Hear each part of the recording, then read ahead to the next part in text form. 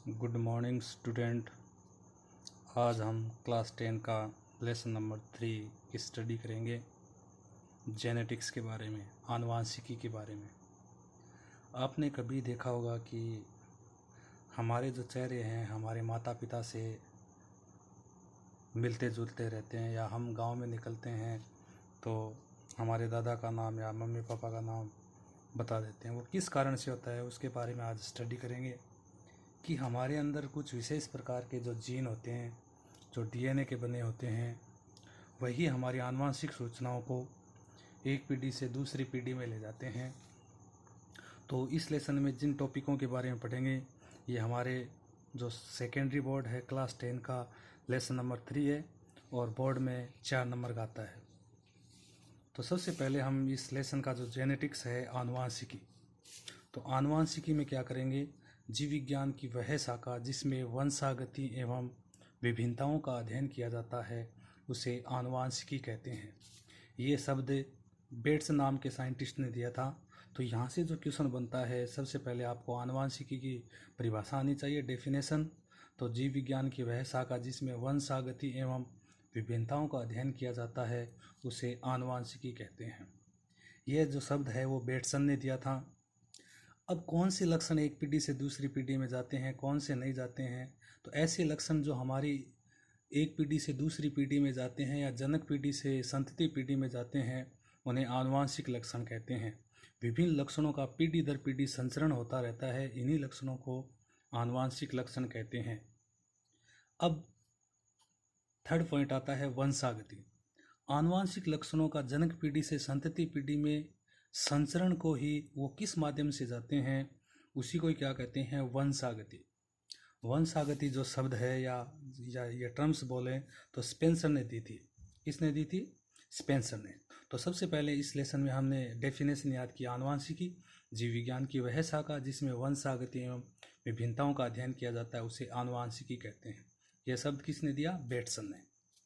फिर आए आनुवंशिक लक्षण। वे लक्षण जो एक पीढ़ी से दूसरी पीढ़ी में संचरित होते हैं, उन्हें आनुवंशिक लक्षण कहते हैं।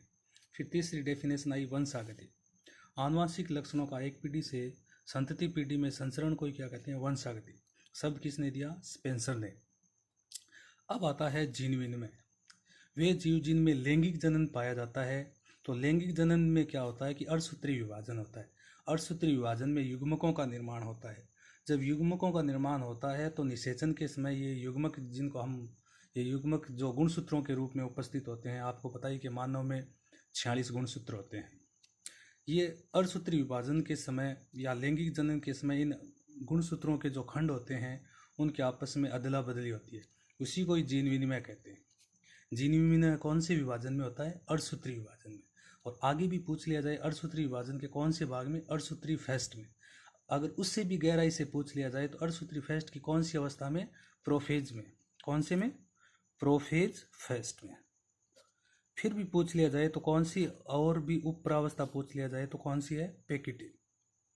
तो ये क्वेश्चन बनता है गहराई से। जीन विनिमय कौन से विभाजन में होता है? अर्धसूत्री विभाजन में। कौन सी अवस्था में? अर्धसूत्री फेस्ट में। फिर उसकी भी और कौन सी उपप्रावस्था? Prophase first. और प्रोफेज फेस्ट की भी कौन सी अवस्था? पेकिटिन।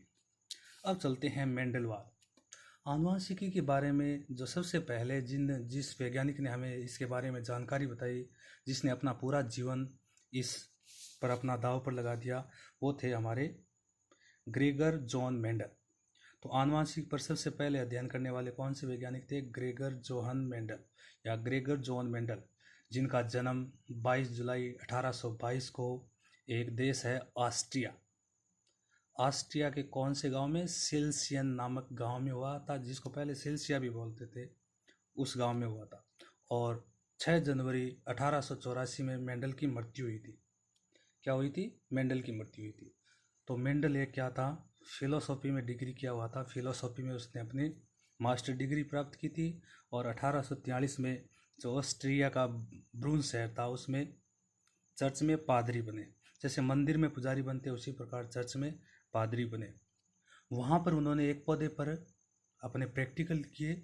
उस पादप का नाम था पाइसम स्टाइवा या गार्डन पी या उद्यान मटर। वहाँ पर उन्होंने 6 साल तक, या ये कह दें लगभग 7 साल तक 1856 से 1863 तक मटर पर प्रयोग किए पाइसम स्टाइवा पर।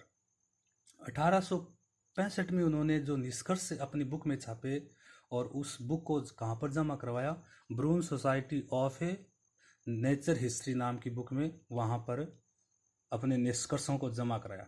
और उन्हीं निष्कर्षों को 1866 में ब्रून सोसाइटी की जो मेन हेड ऑफिस थी, उन्होंने किस नाम से प्रकाशित किए, पादप संकरण प्रयोग के नाम से। शीर्षक किस नाम से प्रयोग किए, तो यहाँ से आपसे जो क्वेश्चन पूछा जाता है वो ये पूछा जाएगा कि इन्होंने अपने जितने भी जो एक्सपेरिमेंट थे, उनकी जो थीसिस थी या जो अपनी बुक थी, वो कहाँ पर जमा करवाई, ब्रून सोसाइटी ऑफ नेचुरल हिस्ट्री। और इस सोसाइटी ने इनके प्रयोगों को किस नाम से प्रकाशित किया, पादप संकरण पर प्रयोग। किस पर, पादप संकरण पर प्रयोग। तो यहाँ तक हमें जो क्वेश्चन बनता है, एक तो क्वेश्चन बनता है मेंडल का पूरा नाम लिखिए। तो मेंडल का पूरा नाम क्या था, ग्रेगर जॉन मेंडल। मेंडल का जन्म कहाँ हुआ था, ऑस्ट्रिया के सिल्सिया गांव में, याद रह जाएगा। फिर जो क्वेश्चन बनता है, मेंडल को ही क्या कहते हैं, आनुवंशिकी का पिता कहते हैं, फादर ऑफ जेनेटिक्स। आनुवंशिकी का क्या कहते हैं, पिता कहते हैं। तो ये 3 क्वेश्चन बनते हैं। उसके बाद भी अगर अगला क्वेश्चन बनता है तो अपने प्रयोग कौन से पादप पर किए, पी पर किए, पाइसम स्टाइवम पर, याद रह जाएगा, पाइसम स्टाइवम पर। उन्होंने प्रयोग 7 साल तक किए पाइसम स्टाइवम पर।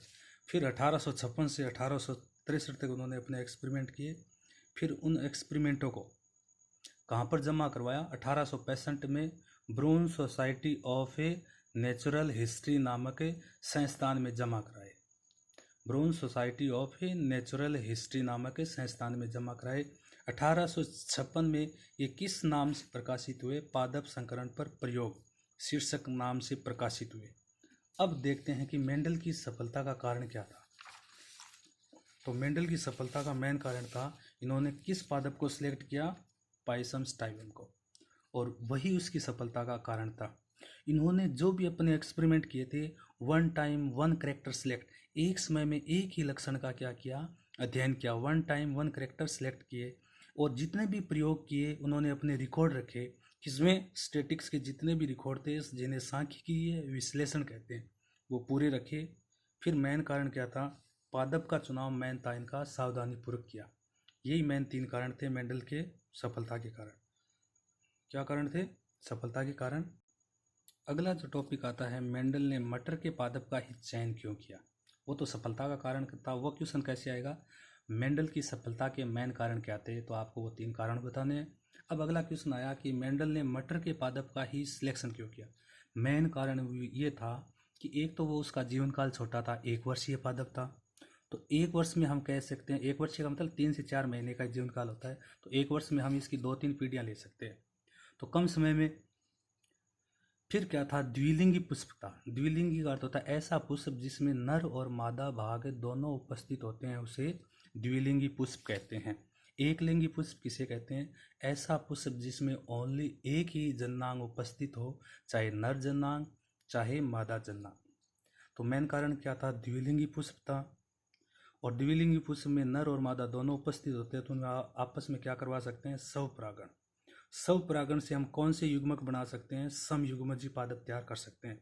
और समयुग्मजी को क्या कहते हैं, कई पीढ़ियों तक हम कौन सा शुद्ध क्रम, तो कई पीढ़ियों तक हम इन पादपों का क्या कर सकते हैं, शुद्ध वंश क्रम प्राप्त कर सकते हैं। तीसरा कारण क्या था पादप चयन का, विपुंसन। तो विपुंसन क्या होता है, जब द्विलिंगी पुष्प से नर भाग को हटा दिया जाए चिमटे की सहायता से, तो ओनली उसमें कौन सा भाग बचेगा, मादा भाग, और उसको हम क्या ब्लॉक कर दें, किससे ढक दें, पॉलीथीन से। तो हम आवश्यकता पड़े तब भी हम क्या करवा सकते हैं, पर परागण करवा सकते हैं। इसे कहते हैं कृत्रिम पर परागण, आर्टिफिशियल क्रॉस पॉलिनेशन। तो ये कारण था मेन। तो विपुंसन की अगर परिभाषा आ जाए तो क्या लिखोगे, द्विलिंगी पुष्प से नर भाग को चिमटे की सहायता से हटाने की प्रक्रम को या विधि को क्या कहते हैं, विपुंसन कहते हैं। मेन लास्ट कारण क्या था, विपर्यासी लक्षण। तो इन्होंने अपने प्रयोग में क्या किया, मटर के 7 जोड़ी विपर्यासी लक्षणों का क्या किया, चयन किया, जो एक दूसरे के क्या थे, ऑपोजिट लक्षण होते हैं, उन्हें क्या कहते हैं, विपर्यासी लक्षण कहते हैं, लेकिन कार्य एक ही करते हैं। जैसे लंबाई का विपर्यासी लक्षण क्या हो गया, लंबा और बौना। अब आपसे अगला क्वेश्चन पूछेगा कि मेंडल ने कौन से 7 विपर्यासी लक्षणों का अध्ययन किया, तो सबसे पहला आता है पादप की ऊंचाई। तो उनमें से क्या था, एक लक्षण तो क्या था, प्रभावी था, एक लक्षण था अप्रभावी। प्रभावी लक्षण को जब हम आगे संकरण पढ़ेंगे तो हमेशा कैपिटल लेटर से लिखेंगे इंग्लिश के, अप्रभावी लक्षण को हमेशा स्मॉल लेटर से लिखेंगे। तो पहला लक्षण था, जैसे हम स्टार्टिंग से करते हैं, तो पादप की लंबाई। तो लंबा क्या था, प्रभावी, बौना क्या था, अप्रभावी। इसी प्रकार पादप पर क्या लगेंगे, पुष्प। तो पुष्प कैसे लगेंगे, जैसे ये है, अगर पुष्प ऐसे साइड में लगते हैं तो बोलते हैं कक्षीय। अगर पुष्प ऐसे ऊपर लगते हैं main topic point, terminal point पर या लास्ट बिंदु पर, तब बोलते हैं अग्रस्थ। तो कौन सा गुण प्रभावी था, कक्षीय। तो साइड में लगने को क्या बोलते हैं, एक्जियल या कक्षीय, और मेन पॉइंट पर लगने को बोलते हैं अग्रस्थ। इसी प्रकार पुष्प का रंग कैसा, अगला लक्षण क्या लेंगे, पुष्प का रंग। तो पुष्प का रंग डोमिनेंट कौन सा होगा, प्रभावी लक्षण कौन सा होगा, बैंगनी पुष्प क्या होंगे, प्रभावी, और बैंगनी का व्हाइट क्या होगा, इसका अप्रभावी लक्षण। अब पुष्प से क्या बनेगी, फली बनेगी। तो फली का आकार अगर फुली हुई फली होगी तो डोमिनेंट होगी, प्रभावी होगी, और अगर पिचकी हुई होगी या संकीर्णित होगी तो क्या होगी, अप्रभावी। फली से क्या बने, फली का आकार ले लिया, तो फली का रंग कैसा हो, तो आप मार्केट से जाओगे तो मटर की कौन सी फली लाओगे, पीले रंग की या हरे रंग की, तो हम हरे रंग की लाएंगे भी छांट के। तो हरा रंग क्या होता है, प्रभावी, और पीला क्या होता है, अप्रभावी। फली के अंदर क्या बनना है, बीज। तो बीज क्या होने चाहिए, गोल गोल। तो गोल तो क्या होता है, प्रभावी, और पिचके हुए क्या होते हैं या झुरीदार क्या होते हैं, अप्रभावी। तो बीज का रंग कैसा होना चाहिए, पीले बीज तो प्रभावी होते हैं और हरे बीज अप्रभावी। तो यहाँ पर ध्यान रखना, फली का रंग तो कौन सा प्रभावी होता है, हरा, और बीज का रंग कौन सा प्रभावी होता है, पीला। ये एक दूसरे के उल्टे हैं। तो दोबारा एक बार सातों लक्षण कौन से, सबसे पहले पौधे की लंबाई, लंबा प्रभावी और बौना अप्रभावी। फिर पौधे पर क्या लगे, पुष्प की स्थिति, कक्षीय प्रभावी, अग्रस्त अप्रभावी। पुष्प कैसे रंग के हैं, तो बैंगनी प्रभावी, सफेद अप्रभावी। पुष्प से क्या बनेगी, फली। फली का आकार क्या है, फूली हुई प्रभावी, संकीर्णित अप्रभावी। फली का रंग हरा प्रभावी, पीला अप्रभावी। फली से क्या बनेंगे, बीज। बीज गोल प्रभावी, झुरीदार अप्रभावी। बीज का रंग पीला प्रभावी और ग्रीन अप्रभावी। अब क्या हुआ, मेंडल ने अपने जितने भी प्रयोग थे वो कहाँ पर जमा करा दिए थे, ब्रोन सोसाइटी में जमा करा दिए थे। कहाँ पर, Brno society of a natural history, लेकिन पादप संकरण के नाम से। लेकिन आगे उन्हें कोई सफलता नहीं मिली। लेकिन उनकी 1884 में मृत्यु हो गई। उसके बाद में उस लैब में, या जो हम बोलते हैं लाइब्रेरी, जहाँ पर ये थीसिस जमा हुई थी, ये अपनी बुक, वहाँ पर 3 साइंटिस्ट बैठे थे। उन्होंने उस बुक को उठाया और पूरी स्टडी की और वापस प्रयोग किए। किसके, मेंडल ने जो भी प्रयोग दे के गया था उनको वापस किया। इसलिए उनको क्या बोलते हैं, रीडिस्कवरी ऑफ मेंडलिज्म, मेंडलवाद की पुनः खोज। तो 1865 के 35 वर्ष बाद, क्योंकि मेंडल ने तो कब जमा कराई थी, 1865 में। उसके 35 वर्ष बाद 1900 में 3 साइंटिस्ट कौन थे, ह्यूगो डिवरीज, कहाँ का था, हॉलैंड का। कार्ल कोरेंस, जर्मनी का। एरिक वॉन शेरमैक, कहाँ का था, ऑस्ट्रिया का। तो आपको ये तीनों मेन मोस्ट क्वेश्चन है, रीडिस्कवरी ऑफ मेंडलिज्म या मेंडलवाद की पुनः खोज करने वाले वैज्ञानिकों के नाम लिखिए। तो आपको मैंने ये देश का नाम कभी पूछा, लेकिन ये तीनों नाम आपको याद होने चाहिए। ह्यूगो डिवरीज हॉलैंड का, कार्ल कोरेंस जर्मनी का, एरिक वॉन शेरमैक ऑस्ट्रिया का। तो एक बार मैं आपको दोबारा रिवीजन कर देता हूँ कि क्या क्या पढ़ा हमने इस लेसन में। सबसे पहले हमने ये पढ़ा था, व्हाट इज जेनेटिक्स, आनुवांशिकी किसे कहते हैं। तो विज्ञान की वह शाखा जिसमें वंशागति में विविधताओं का अध्ययन किया जाता है उसे आनुवांशिकी कहते हैं। ये शब्द किसने दिया था, बेटसन ने। किसने दिया था, बेटसन ने। आनुवांशिक लक्षण किसे कहते हैं, ऐसे लक्षण हैं जो विभिन्न लक्षण जो पीढ़ी दर पीढ़ी संचरित होते हैं उन्हें क्या कहते हैं, आनुवांशिक लक्षण। तो आनुवांशिक लक्षणों का अध्ययन जिनमें किया जाता है उसे क्या कहते हैं, वंशागति। या आनुवांशिक लक्षणों का जनक पीढ़ी से संतति पीढ़ी में संचरण को क्या कहते हैं, वंशागति कहते हैं। ये शब्द किसने दिया था, स्पेंसर ने। जीन विनिमय क्या होता है, गुणसूत्रों की आपस में अदला बदली को क्या कहते हैं, जीन विनिमय कहते हैं। कौन सी अवस्था में होता है, अर्धसूत्री फेस्ट में। अर्धसूत्री फेस्ट के प्रोफेज फेस्ट में, और प्रोफेज फेस्ट की कौन सी अवस्था में, पैकेटिन में। लेकिन इतना आपसे नहीं पूछेगा 10th लेवल का ये, लेकिन 12th में पैकेटिन स्टेज पूछता है। मेंडलवाद में क्या है, मेंडल को क्या कहते हैं, फादर ऑफ जेनेटिक्स, आनुवांशिकी का जनक कहते हैं। 1822 में जन्म हुआ था और 1884 में इनकी मृत्यु हो गई। कौन से शहर में जन्म हुआ, ऑस्ट्रिया में। गांव का नाम क्या है, सिलीसियन गांव नाम था। किसके प्रोफेसर थे, इन्होंने डिग्री किस में ली, दर्शन शास्त्र में। कहाँ पर पादरी रहे, ऑस्ट्रिया के ब्रून शहर में पादरी रहे। कौन से पौधे पर 7 साल तक प्रयोग किया, पाइसम स्टाइवम पर। उन्होंने अपनी थीसिस किस नाम से जमा कराई, ब्रून सोसाइटी ऑफ नेचुरल हिस्ट्री। 1866 में किस शीर्षक के नाम से इनके प्रयोग प्रचारित हुए, किस नाम से हुए, पादप संकरण पर प्रयोग। लेकिन फिर भी उन्हें सफलता नहीं मिली, उन्हें मान्यता नहीं मिली उनके नियमों। कारण क्या था, उस समय कौन फेमस था, उस समय मेंडल तो कम फेमस था, डार्विन नाम का साइंटिस्ट जिन्होंने प्राकृतिक चयन का सिद्धांत दिया था वो ज़्यादा फेमस था। इस कारण मेंडल को सफलता नहीं मिल पाई। मेंडल ने मटर को ही क्यों, मेंडल की सफलता के कारण क्या थे, वन टाइम वन करेक्टर्स ले, तो एक समय में एक ही लक्षण का अध्ययन करना, अपने जितने भी रिकॉर्ड थे वो मेंटेन करके रखता था, और जितने भी जो एक्सपेरिमेंट करते थे सावधानी से करता था। मेंडल के मटर को ही क्यों चुना, एक वर्षीय, द्विलिंगी, स्वपरागण।